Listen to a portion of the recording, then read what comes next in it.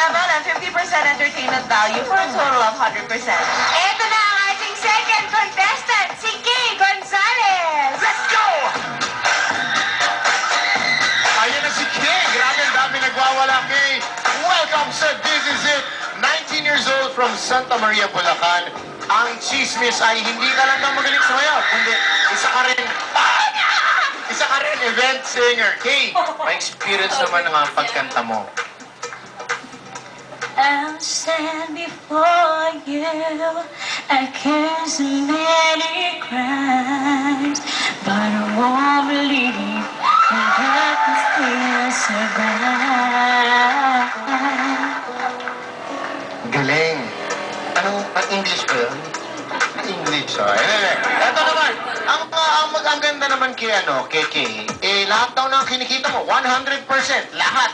Bawat piso ay napupunta kay Mami. Nandyan si Mami, kasama na. Kaya kanina, pagpasok mo, ayan si Mami. Oh. Si Mami Cora. Diba? Abayani, sige, sama mo. Tanong mo nga, kamusta siya Kay bilang anak? Napakabait po niya, ako na ya. Di ba, kinikita po niya sa akin po binibigay lahat. Bakit naiyak si Mami? Sige, bakit ka naiyak, Mami? Kasi sa amin daw lahat ng kinikita ni Kay, beauty Kay. May, binibigay niya 100% walang natitira sa kanya ni 5. Bakit naman po? Ano na po, hindi naman kami, kakaraos ng din po. Di ba, Mami, alam mo, baliwala yung kahirapan. Basta't malulusog ang katawan, laban, laban, laban. Ganun lang yan. Tama. Di ba, Mami? Maganda yan. Okay, ano naman message mo kay Mami? Mukhang lagi kang suportado. Si Mama po, ano po yan, stage mother po yan. From school, hatid sundo, mula elementary, high school, yun po. Thankful po ako kay God, siya yung binigay sa akin. So, siguro ito na po yung time para malaman ng buong mundo na may tunay na inang katulad niya para sa akin. Kaya mo, kami natutuwa din sa Dilisip na yung parang yung respetong binibigay sa mga magulang ay talagang saludo kami sa mga taong katulad mo. At ito, magpakitang gilas ka. I'm sure magiging proud ang mami mo. Huwag mo na patagalin. Erin Grace! Yes, magiging proud talaga ang mommy na dito, kaya hindi na siya magpapaawan. Galing siya ng Santa Maria, Bulacan. Atong kasama sina RG at Rian. Kay Gonzalez, this is your moment, okay?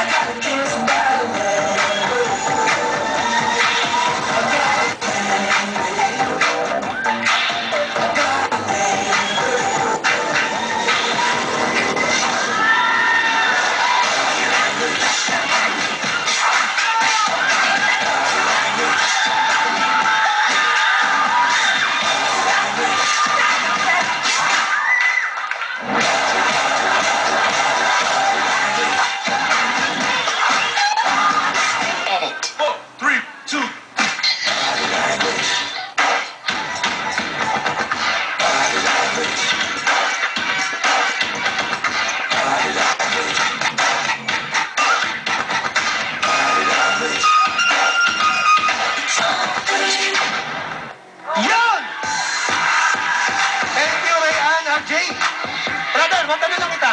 Magkapatid ba kayong dalawa? Medyo may hawid na yan. Okay. Ang galing naman. Alam mo, ilang beses na ako nagtangkang pumasok, akala ko tapos na eh. Okay, Michelle o Bamjel, ano masasabi mo? Good morning, Kay. You know what? I enjoyed your performance so much. It's packed with power and energy. And that's what I like about our song for this week, Body Language by Queen, because it really gives our dancers, our contestants, the opportunity to show off their, their dancing skills and their choreo skills. You see, there's this part in the dance wherein you're supposed to do the required body language, and then there's this part when you do the remix wherein you can put your own input and personality into the dance. That's why, Kay, from beginning to end, I enjoyed it. So expect a really high score from me. And Kay, you have all the K in the world. Kagandahan, kaseksihan, and kakayahan. Good job, girl. Yan. Miss Gracia, ano naman ang masasabi mo? I totally agree kay Miss Michelle. From start to finish, alam mo sa pagsasayaw kasi, being a dancer also, maganda yung hindi lang ine-enjoy nung nagsasayaw yung sayaw, pati yung audience nag-e-enjoy. Nag-enjoy ako sobra. Pansinin ko rin yung costume nyo. Mga backup dancers, ang galing nyo ha. Pati kayo, hindi nagpatalo, may tumbling din kayo. Bagay na bagay sa UK, yung tugtog, yung steps, you're a hip-hop girl. Tingin ko sa'yo kanina, alam mo, Janet Jackson Kaining. Taray, ganda! Congratulations! Panalo ka sa score sa akin. Ayan na, naiyak na rin si Kay. Ang nanay din niya umiiyak na.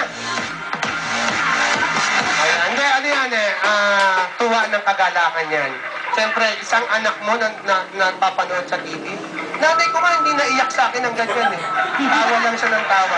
Tamaan ko, naiyak din ba yung magulang? Kausap ko yung nanay mo ngayon lang. Anong sabi niya? Hindi raw siya natuwa. Hindi siya Kahit natutuwa. kailan. Ewan ko ba sa nanay ko? Hindi.